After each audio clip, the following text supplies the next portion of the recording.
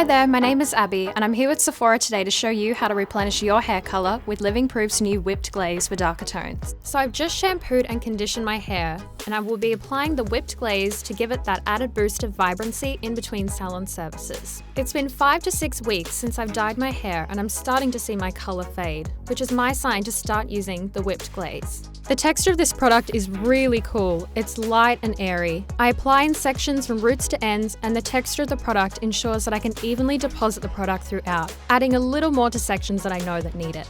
You might notice a slight hint of purple on your hands after applying, so it's a good idea to wash your hands, which takes it right off. Now I'm going to leave the product in and style my hair as I normally would every day. Normally I blow dry my hair. So I've just finished styling my hair. My hair looks rich and vibrant again. The product is really lightweight in the hair and doesn't weigh it down. Being a redhead, I find it so hard to keep my color looking fresh. That's why I'm so happy that Living Proof have brought out such an easy product to use, making me feel great about my hair every day. I have fallen in love with this product and I can't wait for you guys to try it. I hope you enjoyed this video and be sure to like, comment and subscribe on the channel for more videos like this. Can't wait to hear from you. Bye!